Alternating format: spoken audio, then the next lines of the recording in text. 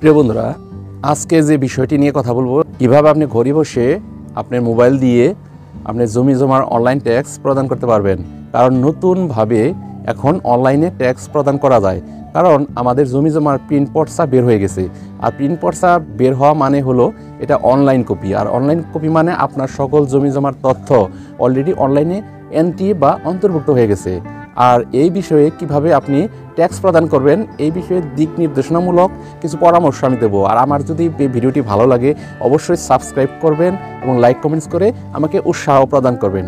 তো প্রিয় বন্ধুরা, তো কিভাবে আপনি নিজের মোবাইল দিয়ে অনলাইনে ট্যাক্স প্রদান করবেন সেই বিষয়টা নিয়ে আমি আজকে কথা বলবো।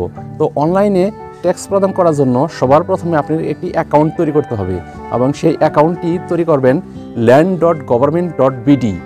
এই ক্রোম ব্রাউজারে গিয়ে এই লিঙ্কটি লিখবেন। এই লিঙ্কটি লেখার সাথে সাথে নতুন একটি ইন্টারফেস চলে আসবে। আগে একটি পুরনো ইন্টারফেস ছিল, এখন নতুন সরকার নতুন সুন্দর করে একটি নতুন ওয়েবসাইট তৈরি করেছে এবং সেই ওয়েবসাইটে আপনি লগ ইন করবেন। এখানে কিন্তু আপনার অফিস লগ ইন, নাগরিক কর্নার আছে। আপনি নাগরিক লগ ইন বা নাগরিক কর্নারে ক্লিক করলে আপনাকে নিয়ে যাবে নিবন্ধিত না অনিবন্ধিত। আপনি অবশ্যই অনিবন্ধিত ক্লিক করবেন। যদি নিবন্ধিত হয়ে থাকেন তাহলে তো নিবন্ধিততেই থাকবেন, শুধু লগ ইন করবেন।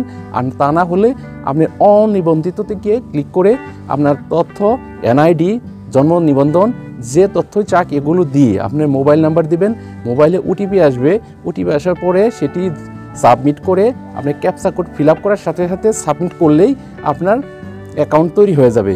এবং অ্যাকাউন্ট তৈরি করার পরে আপনি আপনার নিকটস্থ যে ভূমি অফিসে আপনি ট্যাক্স বা কর প্রদান করেন, প্রথম ট্যাক্স বা করটি আপনার ওইখানে গিয়ে দিতে হবে ওনাদের মাধ্যমে। এবং ওনাদের মাধ্যমে দিলে ওনারা এটা অনুমোদন করে দেবে।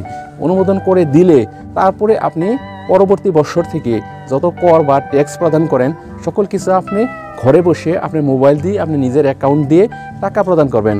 এবং যখন আপনার টাকা চাবে সেক্ষেত্রে আপনি নগদ, বিকাশ, এই অ্যাপ, এই সাইটগুলোর মাধ্যমে আপনার বিল পেমেন্ট করতে পারবেন। আপনার যদি বিকাশ অ্যাকাউন্ট থাকে বা নগদ অ্যাকাউন্ট থাকে, সে তার মাধ্যমে এটার একটা খরচ বা ট্যাক্স যে টাকাটা এখান থেকে কেটে নেবে।